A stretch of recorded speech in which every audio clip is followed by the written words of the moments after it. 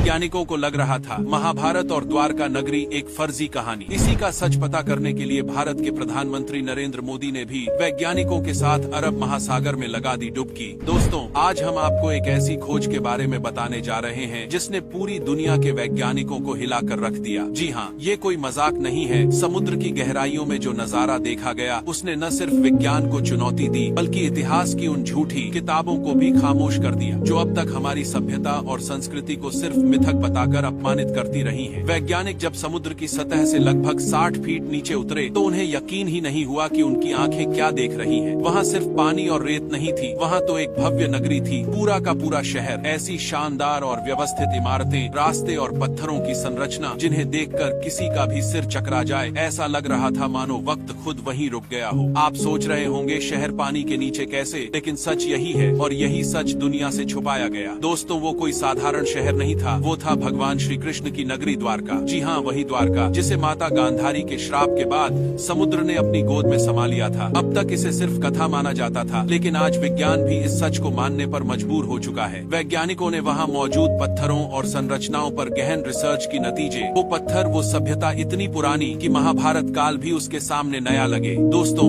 यह खोज किसी साधारण घटना से कम नहीं बल्कि मानव सभ्यता की जड़ों को हिलाने वाली क्रांति है। आज तक हमें यह समझाया गया कि महाभारत केवल एक धार्मिक कथा है, कि कृष्ण सिर्फ एक पात्र हैं और द्वारका केवल कल्पना है। लेकिन अब इन पत्थरों ने, इन खंडहरों ने, इन अवशेषों ने दुनिया के सामने यह साबित कर दिया है कि महाभारत इतिहास था, कृष्ण वास्तविक थे और द्वारका हकीकत थी। सोचिए, हजारों साल पहले जब बाकी दुनिया पत्थरों से आग जलाना भी सीख रही थी, तब भारत में इतनी उन्नत टेक्नोलॉजी से बने शहर मौजूद थे। ऐसे शहर जिन्हें आज की आधुनिक तकनीक से भी बनाना नामुमकिन है। क्या आप सोच सकते हैं, समुद्र की लहरों के बीच खड़ी वो इमारतें, वो रास्ते इतने मजबूत और जटिल कि आधुनिक इंजीनियर्स भी देखकर हैरान रह जाएं। ये सिर्फ शहर नहीं था, ये भारत की वैज्ञानिक और तकनीकी श्रेष्ठता का सबसे बड़ा सबूत है। लेकिन अफसोस, हमारी ही इतिहास की किताबों में इस गौरवशाली सभ्यता को दबा दिया गया, मिटा दिया गया। हमें पढ़ाया गया कि भारत गुलामों का देश था, कि यहाँ सिर्फ अंधविश्वास और धर्म था।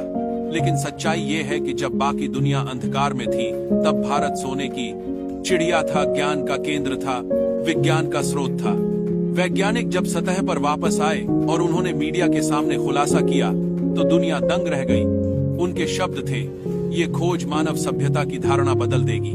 और सही भी कहा, क्योंकि ये साबित करता है कि भारत का इतिहास हजारों साल पुराना है और हमारी कथाएं सिर्फ कहानियां नहीं बल्कि दस्तावेजी सच्चाई है। अब सवाल उठता है, इतनी बड़ी खोज को दुनिया से क्यों छुपाया गया? क्यों हमें अभी तक पश्चिमी इतिहासकारों की झूठी किताबों पर भरोसा करने को मजबूर किया गया? दोस्तों, अब वक्त है सच्चाई को पहचानने का। अब वक्त है यह स्वीकार करने का कि हमारी जड़ें इतनी गहरी हैं, कि हमारी संस्कृति इतनी प्राचीन और महान है जिसे मिटाना असंभव है। आज विज्ञान भी झुक चुका है, स्वीकार कर चुका है कि द्वारका सिर्फ कल्पना नहीं थी, वो असली नगरी थी, असली इतिहास था। और जिस कृष्ण को वो अब तक मिथक बताते आए, वो इस धरती पर थे। उन्होंने महाभारत लड़ा और उन्होंने द्वारका बसाई।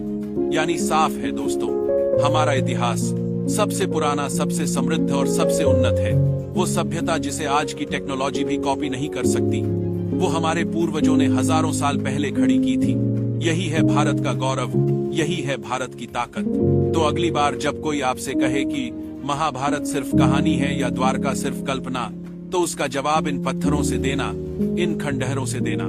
क्योंकि ये खंडहर चीख चीख कर कह रहे हैं, भारत सोता नहीं, भारत जागता है। और जो इतिहास हमने जिया है उसे पूरी दुनिया को मानना ही होगा। अगर आप भी इस खोज पर गर्व करते हैं, अगर आप भी मानते हैं कि भारत का इतिहास दुनिया का सबसे महान इतिहास है, तो इस वीडियो को शेयर करिए। दुनिया को बताइए कि विज्ञान ने आखिरकार वही स्वीकार किया है जो हमारे ग्रंथ सदियों से कहते आ रहे थे। महाभारत केवल बोधा हुआ है, कथा नहीं, द्वारका केवल कल्पना नहीं, बल्कि ये है भारत का अमर इतिहास। वीडियो को शेयर जरूर कीजिए।